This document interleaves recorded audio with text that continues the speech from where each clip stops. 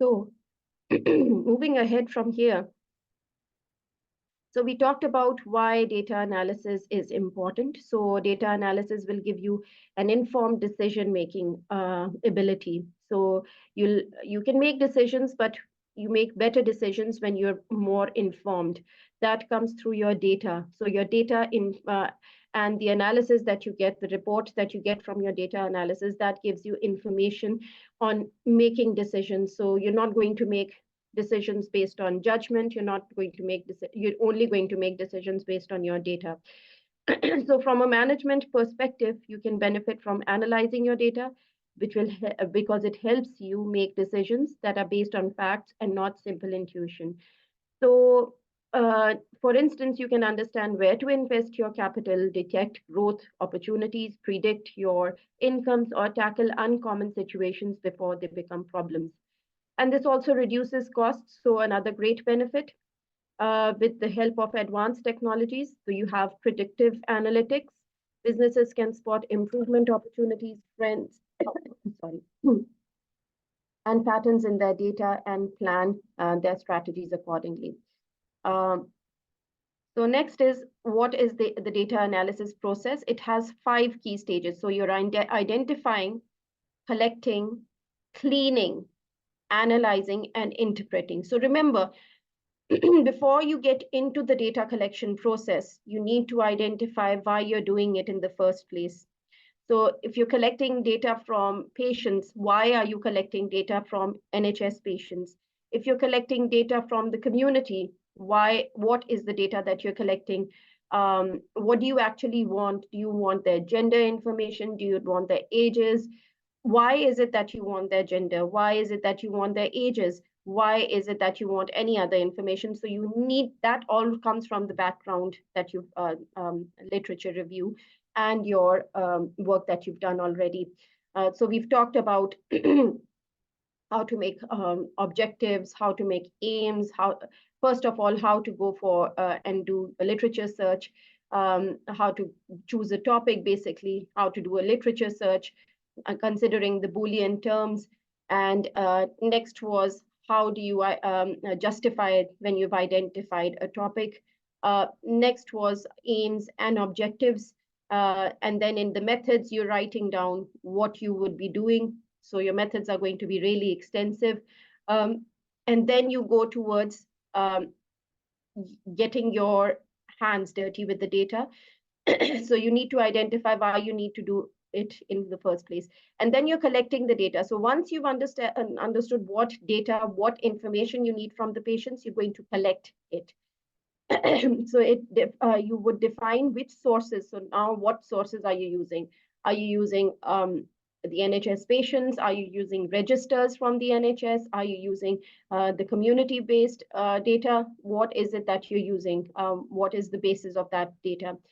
The collection, so that sample that you're collecting, where is it coming from? So it's internal or external sources, it's surveys, it's interviews, questionnaires, focus groups, among others. So this is how you will define how you will collect the data. And then cleaning.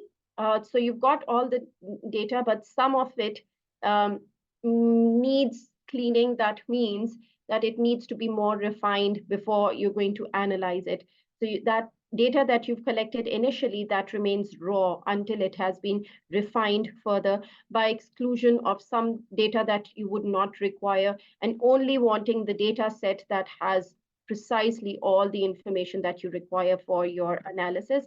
So that analysis will actually be based on your objective. So if you want to know the frequency of patients who use antibiotics, let's say, I'm just giving an example, you would then give frequency. So there'll be percentages, or there'll be graphs, or whatever you want to. So obviously, you will have to have percentages. So that the analysis actually depends upon your objective. So if you're seeing associations, so let's say there is a high association between let's say being married and having antibiotics. I'm just giving an example again. This is not proven at all. But then when you're seeing associations, you don't just see numbers, you just don't see frequencies. You see regressions. There are different regression models that you have. You see different ways of associating two things. So this is a way where you manipulate your data and extract relevant conclusions. So at this stage, you find trends. So is something increasing or decreasing? You see correlations, you see variations. For instance, you're seeing variations in antibiotic resistance between male and female. You could see its resistance between ages. You could see its resistance between community-based or NHS patients. It's up to you. And the patterns that can help you answer the questions you first thought of in the identifying stage. And then last but not least is the interpretation of that data. So you would want to interpret that data. So it is time, so this stage is where the researcher comes up with courses of action based on your findings. So you're interpreting data, and what does that data mean? So you're giving the results, what do these results mean? And then you're presenting your data and information from findings to produce results. So whatever data that you have, now you're going to present that data. So presentation of data is in the form of tables. You have different graphs that you can show your data through. So you have bar charts, and these are for comparing different frequencies, let's say. So male and female differences you want to see. So the males have a bar chart, a bar, and the females have a bar. So you want to see the difference between them. They tend to use a large number of amount of ink to display a relatively small amount of information. Consider a simple line chart. So a line graph goes in the form of a line, that's it, not a vertical, a horizontal line. So that could also be used. Pie charts, so you'll have a circle and then there'll be different proportions within that circle that will show percentages again. So these have the benefit of indicating that the data must add up to 100. So the whole, sorry, this whole circle is 100%. And then within that 100%, you will be seeing slices. For instance, 10%, 20%, you'll have different different visualization of different percentages within that pie chart. Other examples are graphical forms, including line charts and scatter plots also. So qualitative data is more likely to be presented in text form. So for qualitative data, you have quotes, you have from the interviews or field diaries. So you have actual written quotes, what did those people say actually. And then the last is drawing conclusions and recommendations from your research findings. So your research that you've done, your ultimate objective is to draw conclusions and give recommendations for further researchers. So the results from the picture that you have uncovered through your research, that would have to be presented. And some research is simply descriptive. So there's nothing that you cannot show associations. So it's just describing. So the final report merely presents the results. It's just a description.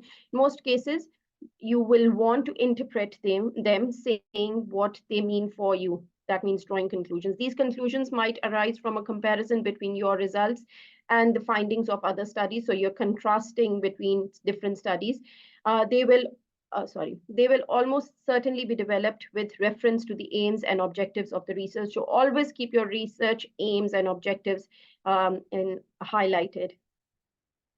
And then is importance of reliability and validity. So what these two terms are, they're concepts used to evaluate the quality of your research.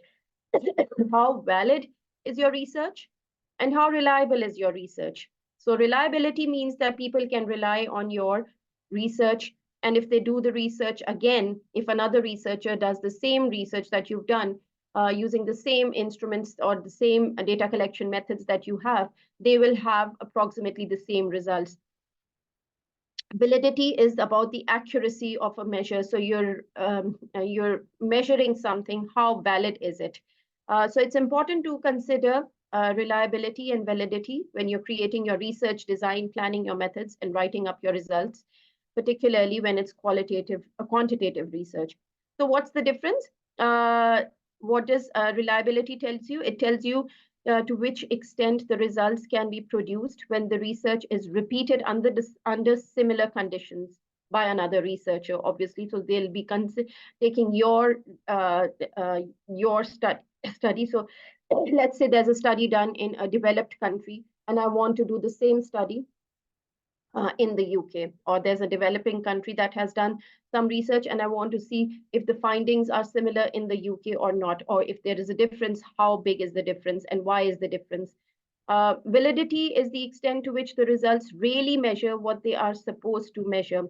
How is reliability assessed? It's by us checking the consistency of results across time, across different observations, across parts of the test itself. And validity is by checking how well the results correspond to established theories and other measures of the same concept. So let's say you want to find out the percentages of male and female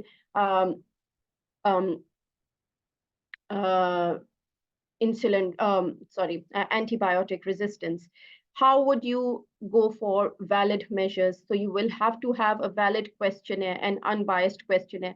You will have to have valid methods in place. How would you collect the data? How would you analyze the data? That is known as validity.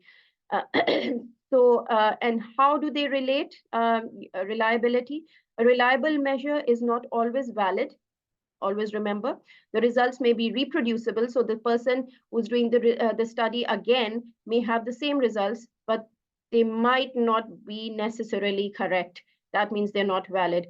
A valid measurement is generally reliable. So if it's a valid measurement, or if a valid study has been done, it will be generally reliable. So validity is the guru, basically. You need to achieve that in order to achieve reliability also. So if a test produces accurate results, they should be reproducible. So let's say you want to assess the lung function test of patients. What would you use? You would use probably a spirometer. But if you use something that's not a spirometer, you use another equipment that doesn't see lung function tests, but it sees some other function, and you've just by error you've tried to use another equipment. What is the harm? You lose reliability. So if the person, if another researcher uses any other equipment based on your study, following your study, they use another equipment instead of a spirometer, which is gold standard, to assess the lung function, they would then not have the same results. That means they would not have a reliable study if they follow the same process that you have done. Again, another example, if you want to check the glucose level, let's say you want a glucometer, you want to go for a blood test, which is ideal for checking for the sugar level. But there's sometimes you would want to go, for instance, a urine test. Urine test is done, but it's not completely accurate. It's not the gold standard. So it's not the valid process to assess blood sugar when you want to know the sugar in the blood. So even if there's another researcher who does the same study, uses a urine test, they would not have reliable results, because the results would not be the same, because they're not using the gold standard method. So I hope that's understood. So what is reliability? It refers to how consistently a method measures something. If the same result can be consistently achieved by using the same methods under the same conditions, the measurement is considered reliable. For instance, you measure the temperature of a liquid sample several times under identical conditions. The thermometer displays the same temperature every time. So the results are reliable. A doctor uses a symptom questionnaire to diagnose a patient with a long-term medical illness. Several different doctors use the same questionnaire. So questionnaires are also methods or tools. So just like a glucometer that I said, I used a spirometer. Those are methods or tools to collect data. So actually, you're getting patient data, isn't it? You're getting readings from that from those tools. So a tool can be a questionnaire, or a tool can be any other equipment that you're using. A weighing scale, for instance, can be an equipment, a tool to measure data. So you're measuring weight of different patients, that is their data.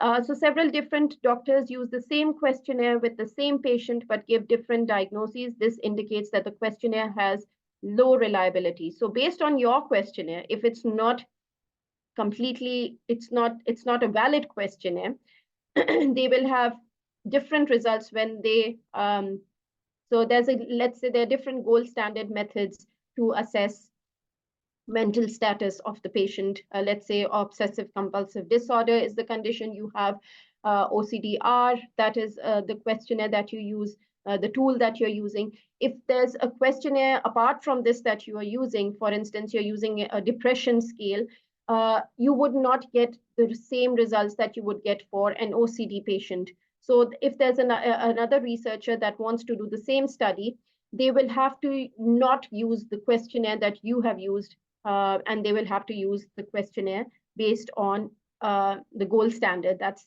the OCDR for obsessive compulsive disorder. So what is validity? It refers to how accurately a method measures what it is intended to measure. Again, you want to measure weight. Is that weighing scale accurately measuring the weight of the patient? Are you actually using the weighing scale to assess the BMI or the basal metabolic index for of your patients, or are you using some other method? So if you're using the weighing scale, is it accurate enough, or is it giving different measures? So that is also very important. So if your research has high validity, it means it produces results that correspond to real properties, characteristics, and variations in the physical or social world. High reliability is one indicator that a measurement is valid. If a method is not reliable, it probably isn't valid.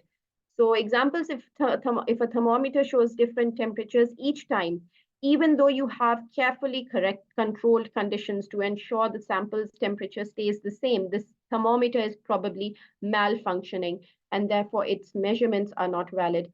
If a symptom questionnaire results in a reliable diagnosis when answered at different times and with different doctors, this indicates that it has high validity as a measurement of the medical condition. So high validity means high reliability. So any other researcher who does the same research using the same questionnaire under similar conditions would have the same results that you have. So there are different types of validity. I'll not go into details of it. I'll just talk a bit about them, because this is not actually the main focus of our shouldn't be your main focus, but just for your information. So the validity of a measurement can be estimated based on three main types of evidence. So each type can be evaluated through expert judgment or statistical methods. So there's construct validity. So the adherence of a measure to existing theory and knowledge of the concept being measured. So a self-esteemed questionnaire would be assessed by measuring other traits known or assumed to be related to the concept of self-esteem. So strong correlation between the scores of self-esteem and associated traits would indicate high construct validity. Content, the extent to which the measurement covers all aspects of the concept being measured, not going into details, and criterion, the extent to which the result of the measurement corresponds to other valid measures of the same concept. This is just for your information, doesn't have to be studied in depth. So reliability can be estimated by comparing different versions of the same measurement. So there are different types of reliability also. So validity is harder to assess, but it can be estimated by comparing the results to other relevant data or theory. So methods of estimating reliability and validity can be usually split up into different types. So types of reliability are test and retest. So if there's the consistency of a measure across time, so if you have a test and you do a test again, you would have the same results basically. Inter-rater reliability, the consistency of a measurement across raters or observers. So there's a person who uses a questionnaire and has the same results. When you use a questionnaire, you have the same results. So it's between you both, you give the same results. Internal consistency, the consistency of the measurement itself. Do you get the results, the same results from different parts of a test that are designed to measure the same thing? So if you're using it over the time, you get the same results. So that shows internal consistency. So how do you use this in your thesis? So literature review. So what have other researchers done to devise and improve methods that are reliable and valid? So methodology, how did you plan your research to ensure reliability and validity of the measures used? This means the chosen sample set and size, sample preparation, external conditions, and measuring techniques. Results, if you calculate reliability and validity, state these values alongside your main results. Discussion is the moment to talk about how reliable and valid your results actually were. Were they consistent, and did they reflect true values? If not, why not? And then conclusion is, if reliability and validity were a big problem for your findings, it may be helpful to mention this here in your limitations, basically. So please read this article, which will give you a good information on why do a literature review in health and social care. So that's about this session. And then please go through this article. So literature review of the best health and social care practices for individuals with intellectual disabilities encountering the end of life. That's it from my side for this session today, the learning objective. I'll just stop sharing my screen and I'll go through your assignment discussion.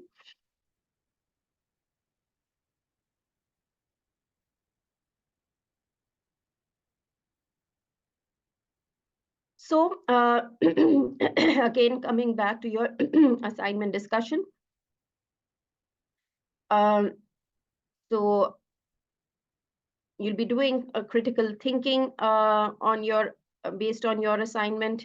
Planning, organizing, you'll be showing time management, you'll be showing research, gathering information, note-taking, summarizing, analysis, oral written skills will be assessed, academic skills, including referencing and application of IT skills and reflection.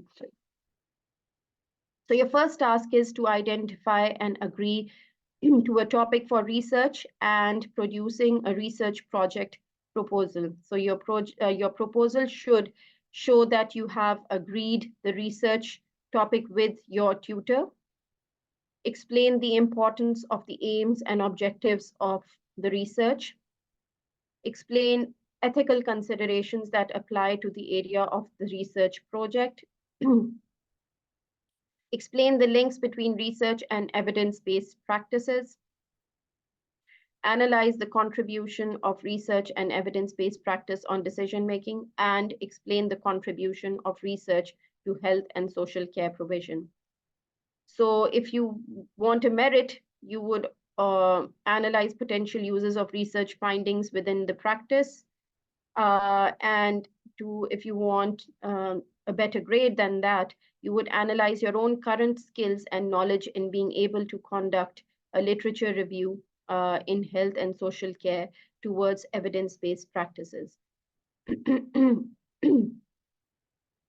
So your second task is to carry out a literature review related to your own area of research, produce a report summarizing and commenting on the literature reviewed, and drawing out main themes and issues identified.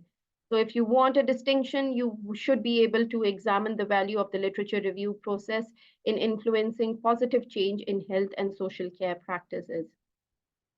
Your third task will be to carry out your research. So once you've done your literature review, third is to carry out your research for your chosen area using your suitable data and recording your findings. So create a sample of data from the findings and apply suitable data analysis methods for the data collected. In order to gain a merit, you would analyze the importance of validity and reliability of data used within the research. And then your fourth task is to produce a set of slides and notes for a presentation based on your findings of literature review. So this will be presenting your data and information from findings to produce results, and you draw conclusions and recommendations from the research findings. So that's about it. Any questions? So you have 4 tasks basically.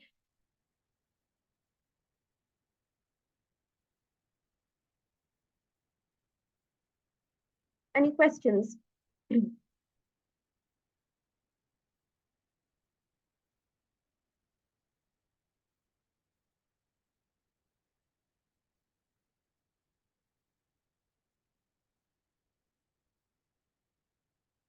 Does anyone have any questions based on this?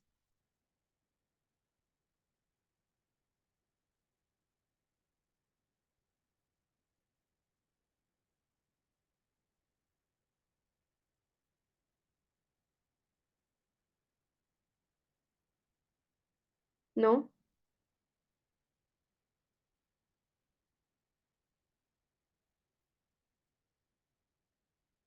So I'm assuming it's a no. Anyways, if you have any questions, please feel free to email, and then you'll get these. So tomorrow is a bank holiday, so you will probably be getting them on Tuesday, these sessions, the recordings of these sessions. So any questions that you have, please email them on, just share it with you.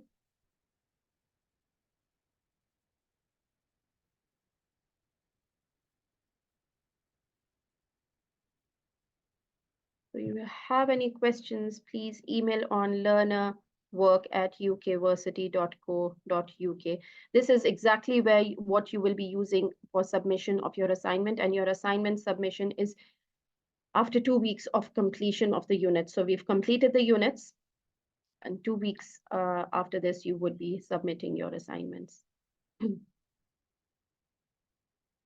So I hope the session was clear. Just go through the sessions again and just try to understand the concepts. That's about it from my side. Excuse me. Yeah, Excuse me. Which email do we need to submit our assignment to for scrutiny? Yeah, it's learnerwork@ukversity.co.uk. For the letter to the tutor to screen it first before we finally submit it. Sorry? So which email address do we need to submit our assignment? Yeah, it's this. It's learnerwork@ukversity.co.uk. All right, then. Thank you. Okay. This one that I've highlighted just now. All right. Any other questions? No? Okay, I hope everything is clear. If it's not, again, please email on this email ID. And I wish you the best. Thank you. Take care. Bye-bye.